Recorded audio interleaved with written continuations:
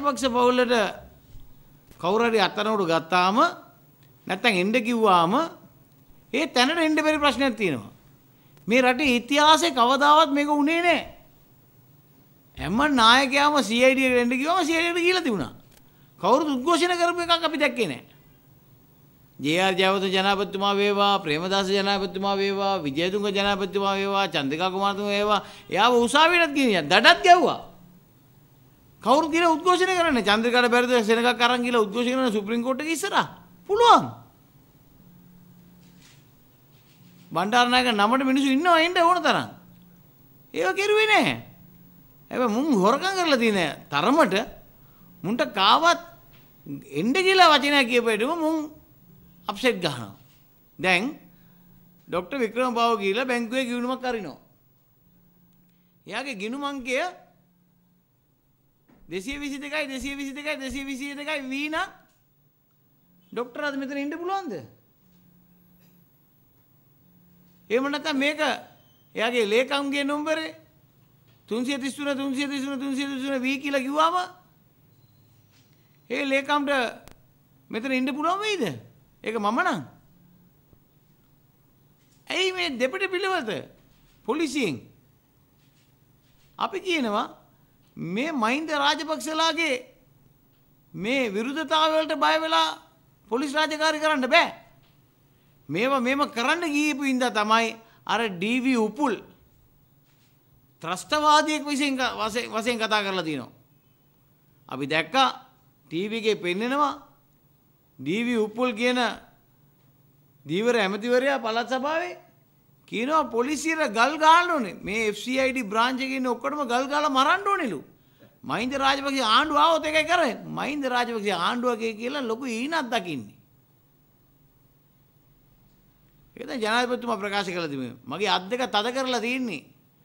මගේ අත් දෙක බුරුල් කරපු දවසට මහින්ද තිරේ, ශිරන්ති තිරේ, නාමලු තිරේ, යෝෂිතා තිරේ කියලා කිව්වා. මේක තමයි ඇත්ත. ඉතින් මේ වගේ දේවල් වෙනකොට වෛද්‍යවරු අල්ල ගන්නවා බොරු රිපෝට් එකක් ගන්නවා. එයාපෝට් එකේ එනකොට අත වනාගෙන ඇවිල්ලා වාහන උඩ නැගලා කොච්ච ප්‍රකාශ කරපු එකාට දැන් නැගිටින්න බැරි තත්ත්වයක්. ඇවිදින්න බැරි තත්ත්වයක්.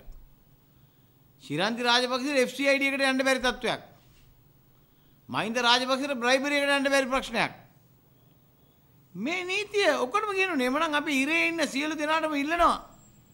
ඔක්කොටම අභියාචන ඉදිරිපත් කරන්න. අපි ජාතික ස්පිතාලට යන්න ඕන කියලා. අපිට ප්‍රිසන් හොස්පිටල් එකක ඉන්න බෑ කියලා. පොලිසියෙන් හරි CID එකකින් ඇවිල්ලා ස්ටේෂන් එකට එන්න කිව්වම තමුන්නාසෙට දන්න නාතින්ගේ ගේ ඇඩ්‍රස් එකක් දීලා කියන්න එතෙන් එන්න ස්ටේට්මන්ට් එක ගන්න කියලා කියන්නේ. හයි හැම එකනම සම අයිතිවාසිකමක් මේ රටේ තියෙන්නේ. සුපිරි පන්තිය කවුරුත් මේ නැහැ. අනිත් එක මොනා කරලාද? හොරකම් කරපෙකට එන්න කියලා තියෙන්නේ. වංචා කරපෙකට එන්න කියලා තියෙන්නේ. දූෂණය කරපෙකට එන්න කියලා තියෙන්නේ. පගාගත් එකට එන්න කියලා තියෙන්නේ.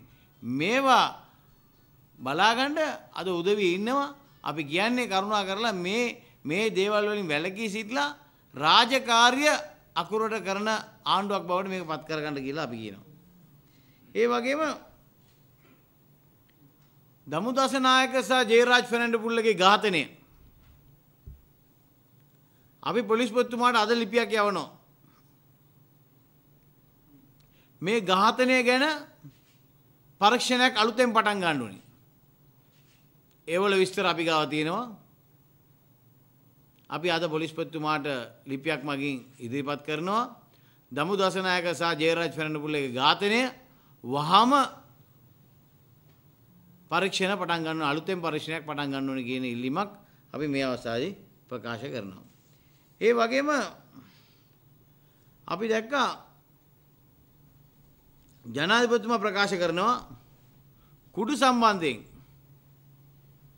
ඒක අහු වුණාම අනිවාර්යයෙන්ම එල්ලුම් ගා යවන්න ඕනේ කියන එක.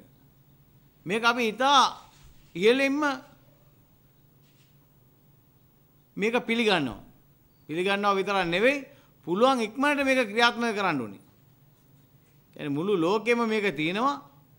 මේ වගේ දේවල් වැඩි කාලයක් ගන්නෙ නැහැ. ඒක උසාවියක් දානවා.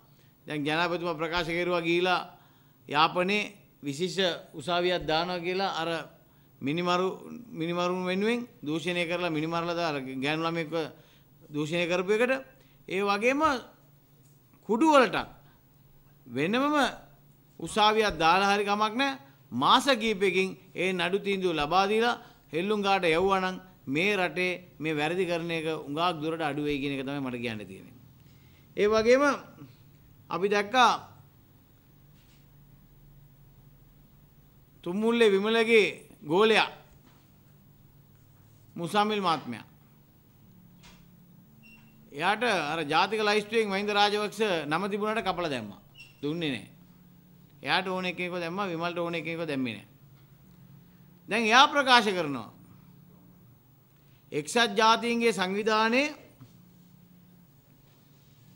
ලේකම්තුමා එතුමාගේ කාර්ය මණ්ඩල වෙනුවෙන් සම අයිතිවාසිකම සියලු දේම හැම එක්කෙනාටම සියලු දේම ලබා ගන්න පුළුවන් සර්කියුලර් එකක් ඉදිරිපත් කරලා තිබුණා.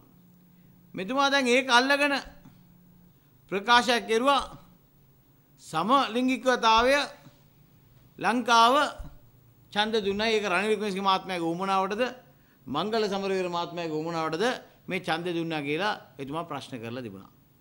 එතුමා මුලින්ම මේ යෝජනාව මොකක්ද කියලා බලන්න ඕනේ. එතුමාගේ යෝජනාව අද මෙතන තියෙනවා. එතුමා ඒක ලස්සනට ප්‍රකාශ කරලා තියෙනවා. එතුමාගේ කාර්ය මණ්ඩල වෙනුවෙන් මොකද්ද ඕනේ කියලා. ඒකට රටවල් 80ක් ලේකම්වරයා වෙනුවෙන් ඡන්ද දීලා තියෙනවා. රටවල් 37ක් විරුද්ධව ඡන්ද දීලා තියෙනවා. ලංකාවයි එක්සත් ජාතීන්ගේ සංවිධානය 1955 ඉඳන් අද අවුරුදු 60ක් සුවදව කටයුතු කරපු ස්ථානයක්. ඒකේ මේ වගේ වෙලාවක ඒකේ විරුද්ධව ගිහිලා මාලේකම්වරයාට විරුද්ධව ගිහිලා ඡන්ද දෙන එක නෙවෙයි අපේ යුතුයකම.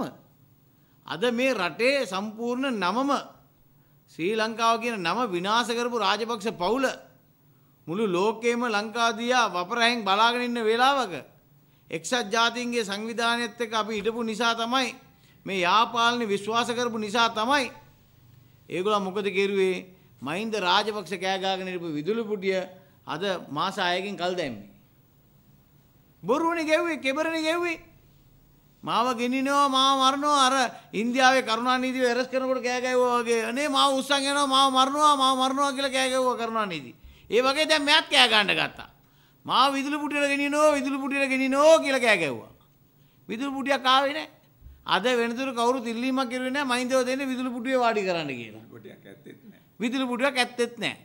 ඉතින් කෙබරම ගාන්නේ. දැන් පන්සල් ගාන ගිහිලා පන්සලේ ඇතුලේ ඉඳගෙන අර අර්ජුන රණතුංග මැතිතුමා කිව්වලා තිබුණා ලස්සනට පන්සලකට යන්නත් එතුමාට දැන් කැමති නැහැ කියලා. ඇයි? පන්සලකට යන්නේ බුදුන් වඳින්න. පන්සලට ගියාම සාදු කියලා කියන එක දැන් අතෑරලා මහින්දට ජය වේවා කියන තත්ත්වයටපත් වෙලා කියලා. දැන් පන්සල දේශපාලනය කරන්න දැන් අබේරාම තමයි හොරුන්ගේ ගුහාවක් වෙලා තියෙන්නේ. ඉතින් මේක අද වෙනස් වෙන්න ඕනේ. මේවට වහාම තියෙන නඩු ටික දහලා මේව වහාම අතරන ගන්න ඕන පුද්ගලයෝ ටික අතරනට ගත්තේ නැත්නම් මේ රටේ ලොකු විනාශයක් ඇති වෙනවා කියන එක අපිට කියන්න පුළුවන්. මේ පන්සල් ගානේ අනේක ජාතිවාදයේ ඇදලා දාන එක දැන් අපි පෙරේදා දැක්කා බොරැල්ල පල්ලියට ගල් පාරක් ගාලා තිබුණා. දායා මාට රෑ. මම මේ විගසම එතනට ගියා. ගිහිල්ලා බැලුවම ඊයේ කතා කරන අස්වර ඇමතුමා මහින්ද රාජපක්ෂ ජනාධිපතිතුමාට එතනට එන්න ඕනෙලු. යකෝ මෙච්චර පල්ලි 20 ගාණක් කඩලා දැම්මා. එක දවසක හරි ඒක ගැන විරුද්ධව කතා කරුවෙත් නැහැ. පල්ලියක් බලන්න ගියෙත් නැහැ. මේ මොකද කියලා. බලනකොට මොකද ඒකෙත් ඒගොල්ලන්ගේ අතක් තියෙනවද අපි දන්නේ නැහැ. බලන් ඉන්නේ මොකටද කියලා අහන්න. හරියට ගහලාද කියලා බලන්න. ඔව්. පල්ලියට හරියට ගහලාද කියලා බලන් ඉනවද දන්නෙත් නැහැ. ඉතින් දැන් මොකද බේරුවල මන්ත්‍රී කෙනෙක්ව දාලා එයා WhatsApp කරනවා. මොකද WhatsApp මහින්දගේ කාලේ පල්ලි කැඩුවා කියලා කෑ ගහපුන් මෛත්‍රීගේ කාලේ දැන් පල්ලි 4ක් කඩලා දිනවා. මට අහන්න කැමතියි යාගෙන් කොයිද පල්ලි 4ක් කැඩුවේ කියලා. මේ පළවෙනි එක ඒකත් වාහනයත් එක්ක වාහනේ නම්බරයත් එක්ක මේ වෙනකොට ට්‍රේස් කරලා ඉවරයි. අද අවශ්‍ය නැත්නම් හෙට වෙනකොට ඒ කට්ටිය අතරනට ගන්න පොලිස්පතිතුමා සෑම දෙයක්ම කරලා තියෙන්නේ. ඒ නිසා මේකේ පිටිපස්සේ කවුද ඉන්නේ මොකටද කෙරුවේ කියන එක හෙට වෙනකොට අපිට එළි වෙයි.